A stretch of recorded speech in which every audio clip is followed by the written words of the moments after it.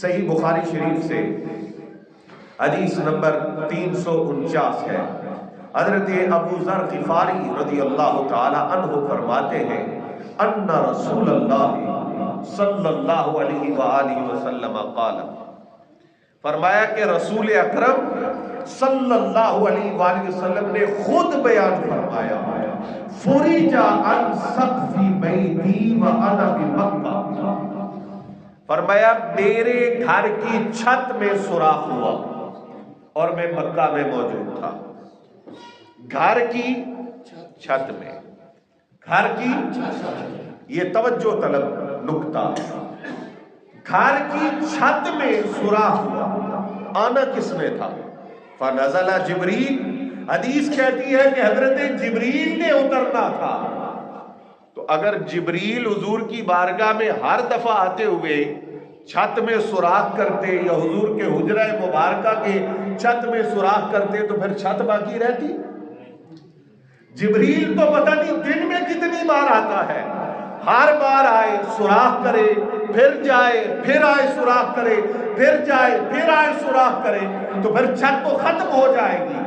اس کا مطلب یہ ہے کہ آج کی رات جبریل نے فقط چھت میں سوراخ کر کے حضور علیہ السلام کی بارگاہ میں حاضری دی تاکہ کسی کے ذہن میں یہ سوال پیدا ہو کہ آسمانوں سے کیسے گزرے.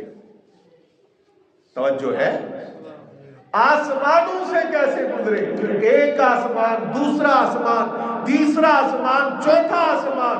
تو اس کو جواب دیا جائے کہ وہ جبریل امین جو حضور کی بارگاہ میں آتے ہوئے سوراخ کرنے کے محتاج نہیں ہے، وہ سوراخ کر کے چھت سے نیچے آ رہے ہیں تاکہ دنیا والوں کو پتہ چل جائے یہ پہلی چھت ہے جو آقا علیہ السلام کے گھر مبارک کی ہے، اور پھر اس کے بعد جتنی چھتیں آتی جائیں گی اللہ کے محبوب کے لیے رستے بنتے جائیں گے اور مصطفیٰ ان چھتوں سے گزرتے چلے جائیں گے.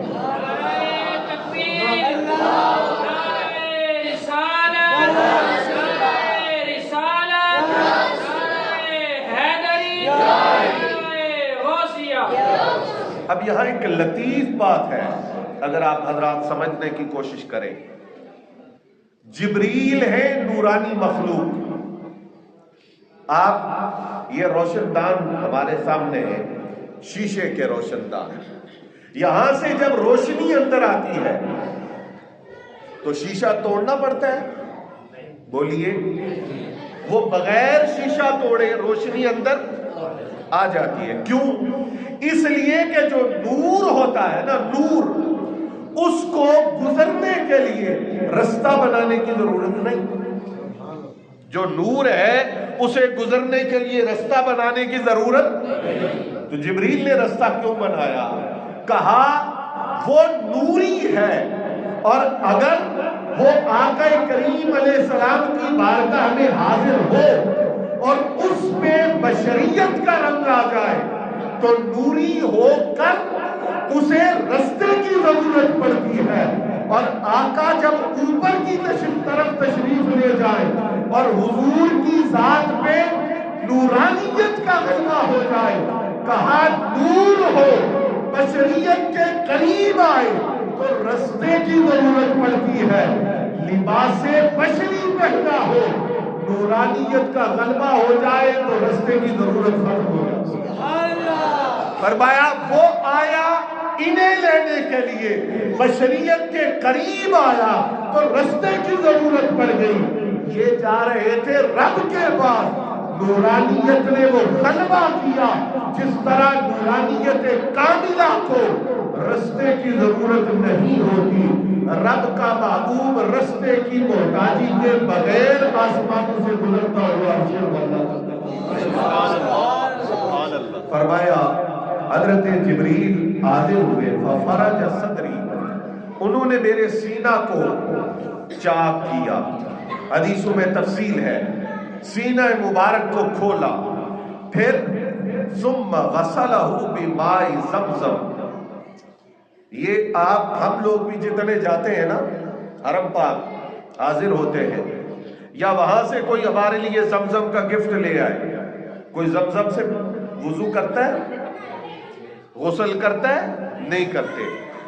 بدن پہلے پاک ہو، ہم نے غسل کیا ہو، ہم نے وضو کیا ہو، برکت کے لیے سر پہ زمزم شریف تھوڑا سا ڈال لیتے ہیں، برکت کے لیے چہرے پہ زمزم شریف تھوڑا سا ڈال لیتے ہیں۔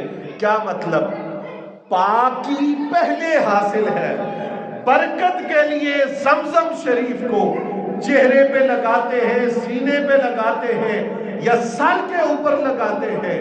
اب آقا کریم کے قلب مبارک کو کسی اور پانی سے نہیں دھویا گیا، زمزم سے دھویا گیا، تاکہ پتہ چل جائے پاکی پہلے سے موجود ہے، قلب مبارک پہلے سے پاک ہے۔ اب زمزم شریف لگایا گیا برکت کے لیے، برکت کے لیے۔ کس لیے؟ کس لیے؟ کس لیے؟ پر اس میں تھوڑا سا فرق ہے۔ ہم زمزم لگاتے ہیں برکت کے لیے، حضور کے قلب مبارک پہ زمزم لگایا گیا برکت کے لیے، مگر فرق یہ ہے ہم برکت کے لیے لگاتے ہیں تو ہم زمزم سے برکت لیتے ہیں، اور حضور کے قلب مبارک پہ زمزم کو لگایا گیا تاکہ حضور کے قلب سے زمزم کو برکت مل جائے۔ یہ میں نہیں کہہ رہا، محدثین کا متفقن علیہ فیصلہ ہے کہ کائنات میں سب سے افضل پانی، آپ جنت کے پانی بھی شامل کر لیں، سب سے افضل پانی کون سا ہے؟ توجہ فرمائیے گا، کہا سب سے افضل پانی، اللہ نے جتنے پانی پیدا کیے ہیں ان سارے پانیوں میں سب سے افضل پانی کون سا ہے؟ کہا وہ پانی ہے جب پانی کی قلت تھی اور حضور نے اپنا مبارک ہاتھ ایک پیالے میں رکھا، اس میں تھوڑا سا پانی تھا، اب صحابہ کہتے ہیں حضور کی مبارک انگلیوں کے درمیان سے یوں پانی جاری ہوا جیسے چشمے چل رہے ہیں۔ کہا یہ جو پانی ہے نا جو حضور کی انگلیوں سے جاری ہوا، یہ اللہ نے جتنے بھی پانی پیدا کیے ہیں ان سب سے افضل ہے، اس لیے کہ پانی کیوں اعلیٰ ہوتے ہیں؟ زمین کی وجہ سے۔ زمین میٹھی ہے تو پانی، زمین کڑوی ہے تو پانی، جیسی زمین ہوتی ہے ویسا پانی ہوتا ہے۔ کہا زمین جتنے مقام اور مرتبے والی ہوگی اس سے نکلنے والا پانی بھی اسی مقام و مرتبے کا ہوگا، اور جب پانی نکلے بدن مصطفیٰ سے، جب پانی جاری ہو حضور کے ہاتھوں سے، کہا حضور کے بدن سے افضل جگہ کوئی نہیں ہے، مصطفیٰ کے بدن سے جاری ہونے والے پانی سے افضل پانی کوئی نہیں ہے۔ سو حضور کے مبارک قلب کے ساتھ زمزم شریف نے لگ کر قلب مبارک کو چوم کر برکتیں حاصل کی ہے، رفعتیں حاصل کی ہے۔ فرمایا غسل دیا گیا، ثم جاء بطشت من ذهب ممتلئ حکمتا و ایمانا۔ کہا پھر حضرت جبریل ایک تشت لائے جو حکمت اور ایمان کے نور سے بھرا ہوا تھا۔ سبحان اللہ۔ اب یہاں پر بھی یہ نکتہ سمجھ لیجئے، خوب سمجھ لیجئے، حکمت پہلے سے قلب مصطفیٰ میں موجود ہے، کیونکہ حکمت کے ساتھ ذکر ہے ایمان کا۔ تو اگر کوئی کہے کہ ایمان پہلے نہیں موجود تو وہ تو بے ایمان ہو جائے گا۔ تو ایمان پہلے موجود ہے تو حکمت بھی پہلے موجود ہے۔ اب ایمان اور حکمت دونوں کو حضور کے مبارک قلب کے اندر داخل کرنا، دراصل یہ تیاری کروائی جا رہی ہے دیدار الہی کے لمحات کی۔ ما زاغ البصر وما طغى، کہا جب وہ وقت آئے تو حضور کی مبارک آنکھ جھپکے بغیر رب کے جلووں کا دیدار کرتی چلی جائے۔ فرمایا فَأَفْرَغَهُ فِي صَدْرِي، جبریل نے وہ سارا کچھ میرے سینے میں اڈیل دیا۔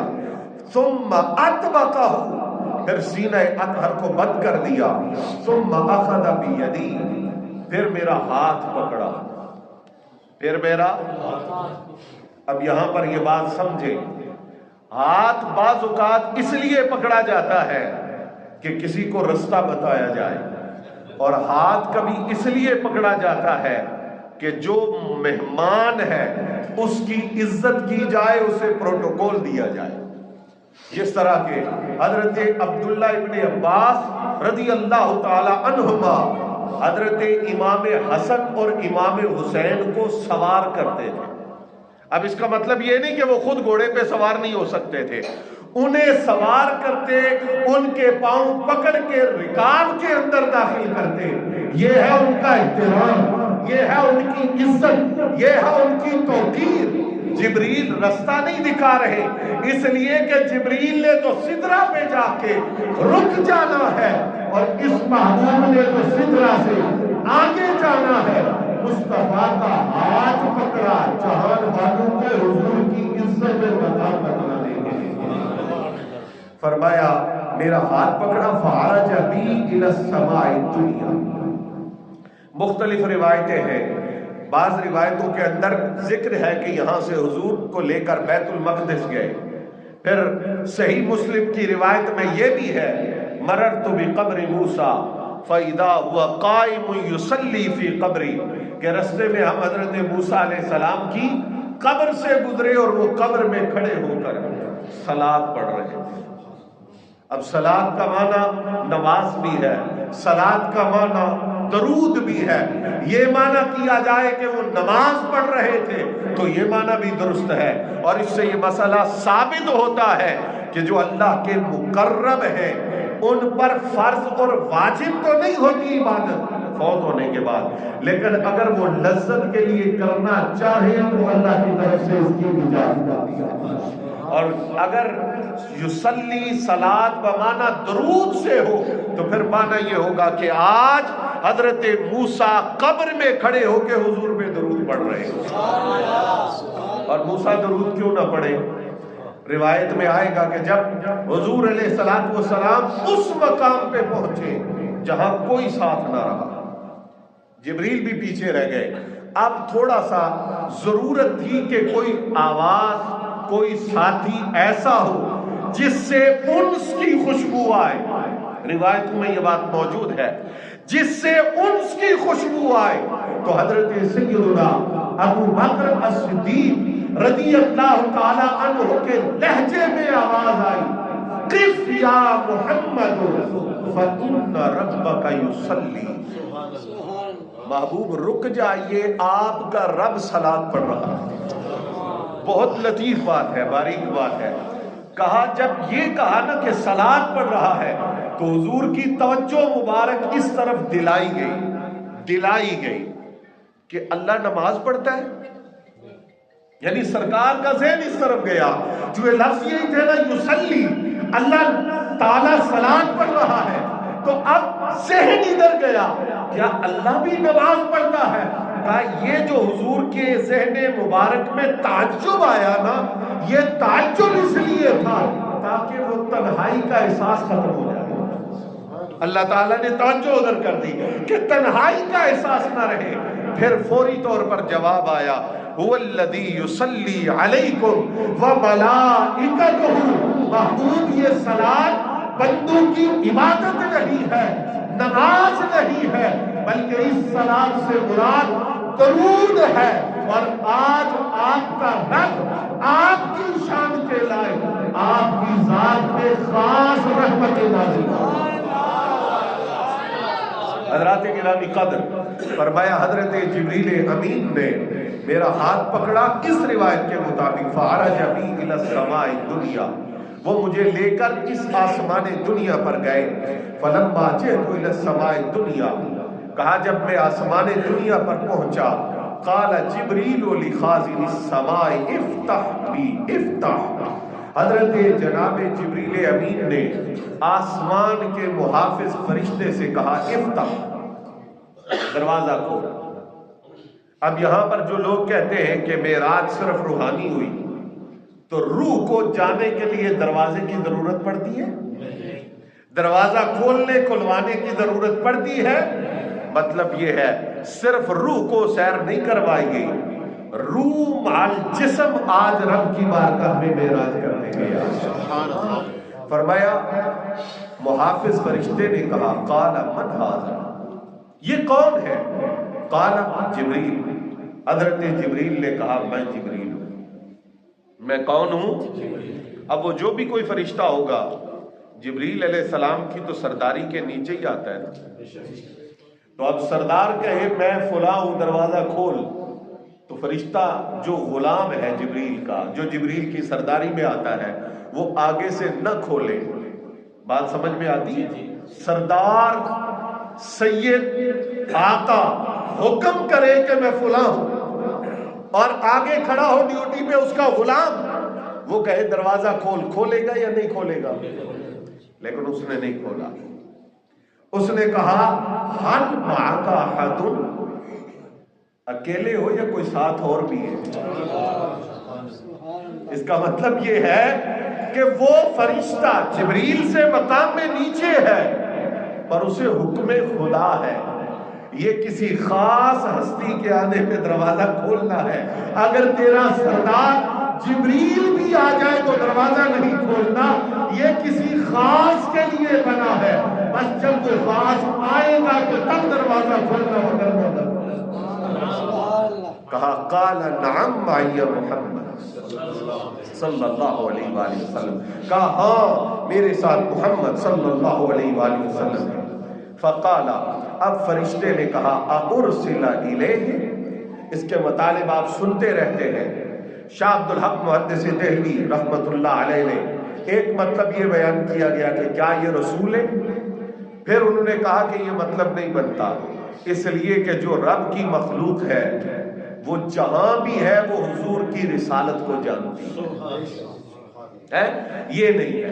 کہا دوسرا مطلب یہ ہے، کیا ان کو یہاں بلایا گیا ہے؟ کہا اس پہ بھی دل مطمئن نہیں ہوتا، اس لیے کہ وہ فرشتے جانتے ہیں جسے بلایا نہ جائے وہ آ سکتا ہے، وہ آ سکتا ہی، یہ مقام ہی ایسا ہے۔ کہا ہاں تیسرا مطلب ہے اور اس پہ دل کو چین ملتا ہے، وہ یہ ہے کہ وہ فرشتے تھے انتظار میں، وہ ویٹ کر رہے تھے، پتہ نہیں کب سے، جب سے یہ ڈیوٹی لگی تھی۔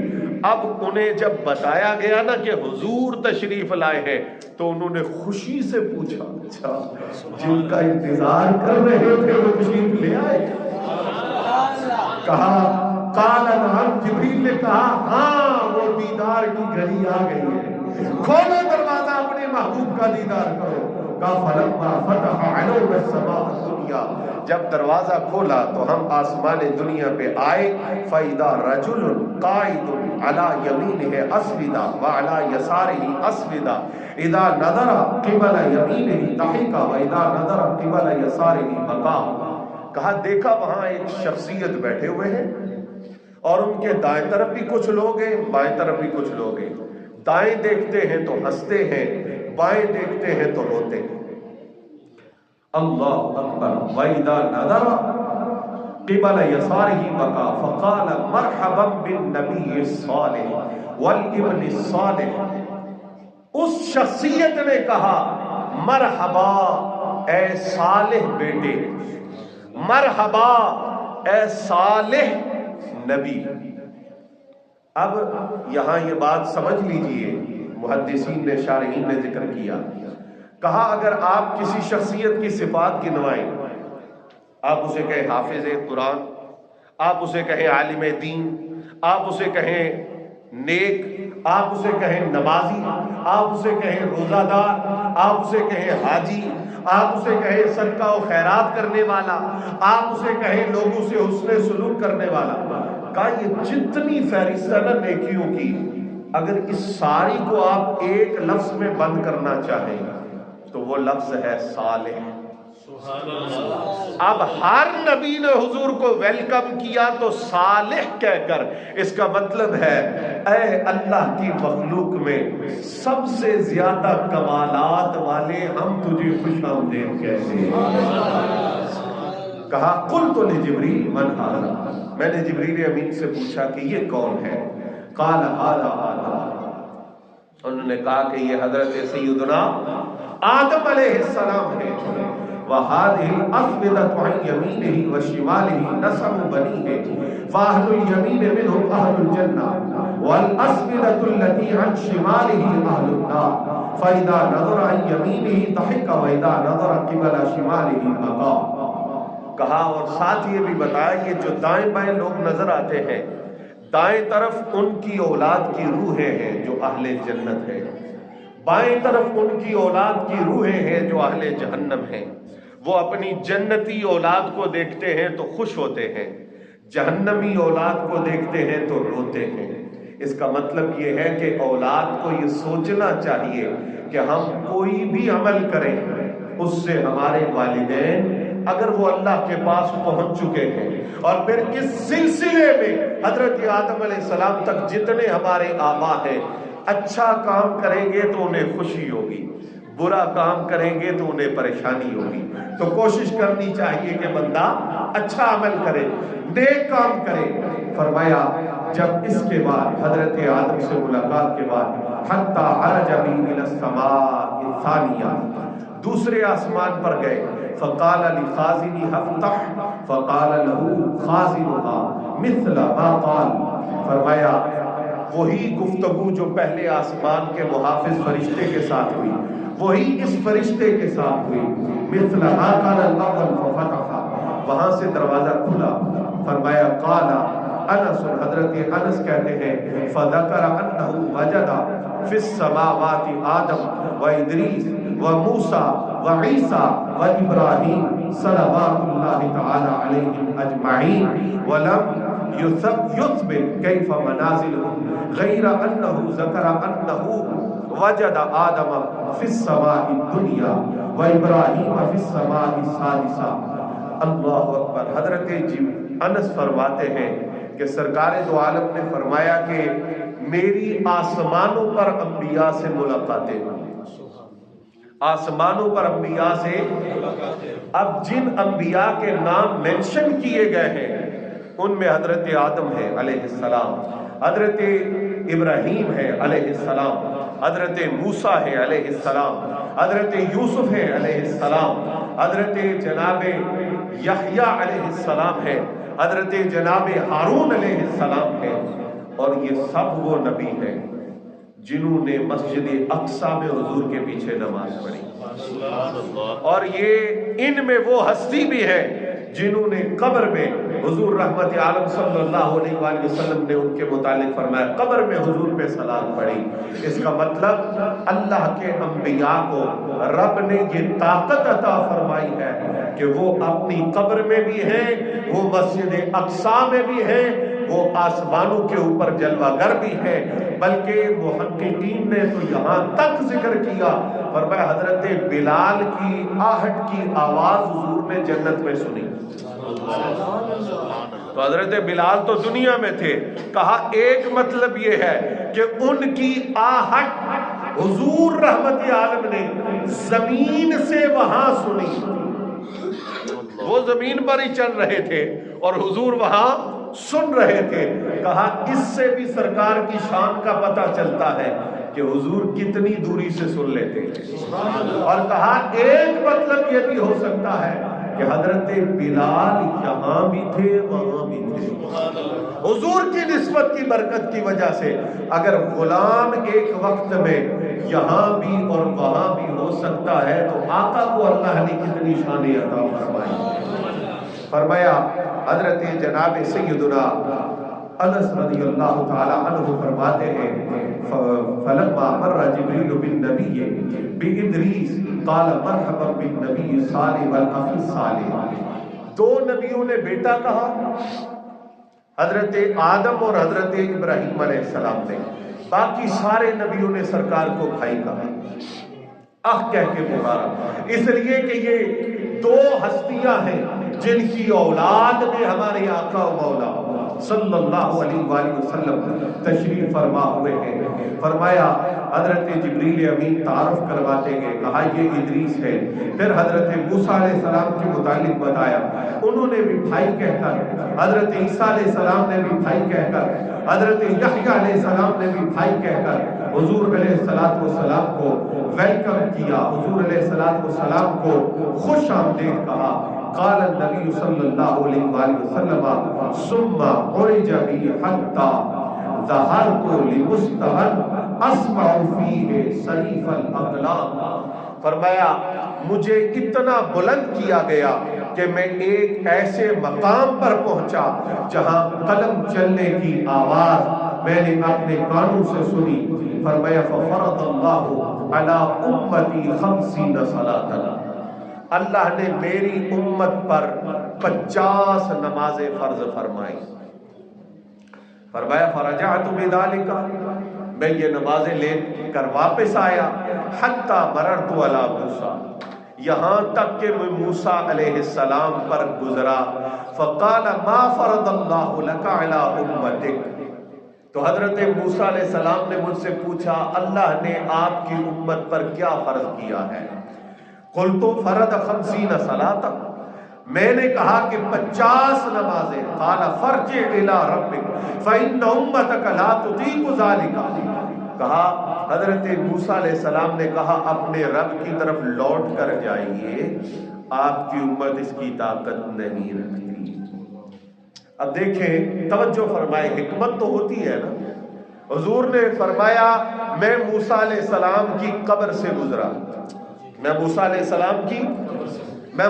السلام کی اور پھر وہی نبی جو قبر میں تھے، جن کی قبر کے پاس سے حضور گزرے، سفارش کر کے ہمارے لیے نمازیں کم کروا رہے ہیں تاکہ پتہ چل جائے کہ قبر والے فائدہ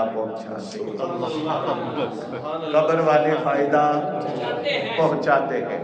اور دوسری بات یہ بھی ہے کہ حضرت موسیٰ علیہ السلام جان گئے تھے، ویسے تو اللہ کا حکم ہے، اس میں کون تبدیلی کروا سکتا ہے، لیکن وہ جان گئے تھے کہ یہ محبوب اتنا لاڈلا ہے، واپس جائے گا تو خالی نہیں بھیجا جائے گا، اللہ تعالیٰ امت کے لیے نمازوں میں عبادت میں ضرور ترغیب فرمائے۔ نعرہ تکبیر، نعرہ رسالت، نعرہ حیدری، نعرہ غوثیہ، تاجدار ختم نبوت، تاجدار ختم نبوت، تاجدار ختم نبوت۔ فرمایا میں اللہ رب العزت کی بارگاہ میں حاضر ہوا، رجوع کیا، اس کے بعد اللہ کریم نے ایک حصہ 5 نمازیں کم کر دی۔ جی سبحان اللہ، اللہ کو پتہ ہے نا کہ اینڈ کتنی ہونی ہے، اور سرکار نے تو نہیں کہا تھا کہ 5 کم کر، حضور تو مطلقاً کم کروانے گئے ہیں۔ مطلب یہ ہے آتے رہے، سمجھ آ رہی بات؟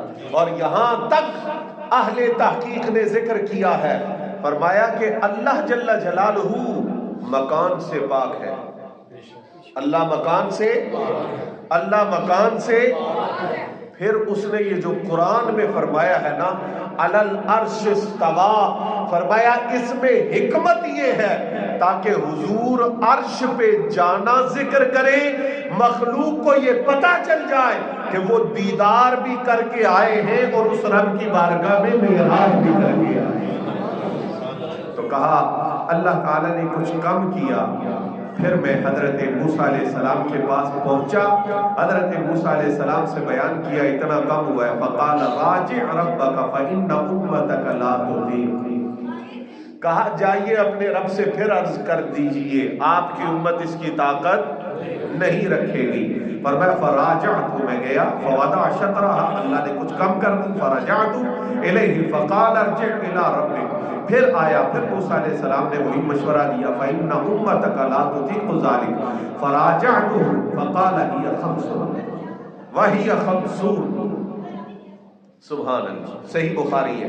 فرمایا جب یہ چکر لگے تو پھر آخری چکر پہ اللہ رب العزت نے فرمایا وَهِيَ 50 وَهِيَ 50، محبوب یہ 5 نمازیں ہیں، محبوب یہ 50 نمازیں ہیں، محبوب یہ 5 نمازیں ہیں، محبوب یہ 50 نمازیں ہیں۔ لا يبدل القول لدي، ہماری باتیں بدلتی جو کہہ دیا بس اس میں تبدیلی نہیں ہے. کہا یہ 5 بھی ہے، یہ 50 بھی ہے. مطلب یہ ہے پڑھنی 5 ہے، ثواب 50 کا ہی ہوگا.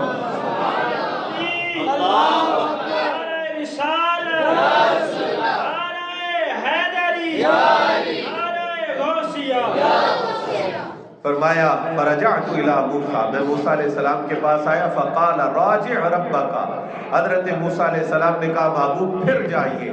فقلت استحیت من ربی، فرمایا میں نے عرض کیا، حضرت موسیٰ سے کہا کہ اب مجھے اپنے رب کی بارگاہ میں جاتے ہوئے حیا آتا ہے، اس لیے کہ یہ 5 نمازیں.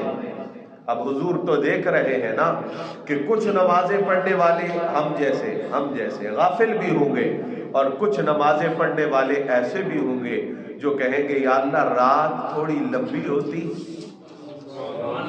ہے. تو یہ ٹیسٹ، یہ لذت نماز کی میری امت میں رہنی چاہیے. یہ نہیں ہے کہ اس کو کلیتاً ان سے ختم کر دیا جائے. تو کہا کہ میں اب رب کی بارگاہ میں اس حوالے سے نہیں جاؤں گا.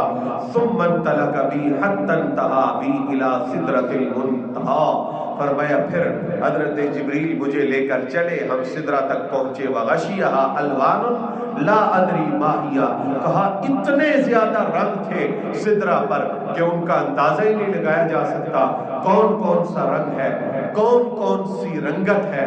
فرمایا ثم ادخلت الجنہ فَإِذَا فِيهَا حَبَائِلُ اللُّؤْلُؤِ وَإِذَا تُرَابُهَا الْمِسْكُ، فرمایا اور میں جنت میں داخل کیا گیا. جنت اور جنت کے جتنے نظارے ہیں آج اللہ نے اپنے محبوب کو وہ سارے عطا فرمائے، وہ سارے نظارے کروائے. فرمایا اس جنت کے اندر موتیوں سے بنی رسیاں ہیں، اور اس جنت کے اندر ایسی زمین ہے جو خوشبو سے، مشک سے، کستوری سے، عنبر سے تیار کی گئی ہے. یعنی جنت کے اندر جو کچھ ہے وہ سارے کا سارا نورانی ہے. جنت میرے آقا کی دیکھی ہوئی ہے، جنت کا مشاہدہ میرے حضور نے کیا ہوا ہے. جنت کی سیر آج کی رات اللہ نے اپنے محبوب پاک کو کروائی ہے. اور پھر یہ سارا عظمتوں والا، یہ سارا رفعتوں والا، یہ سارا شانوں والا سفر کر کے جب اللہ کے محبوب اس کائنات میں تشریف فرما ہوئے ہیں تو شانیں تو میرے آقا کی بہت بلند ہے، لیکن اس سفر کے بعد جو شانیں اللہ نے اپنے محبوب کو عطا فرمائیں وہ نرالی ہے، وہ عجیب ہے.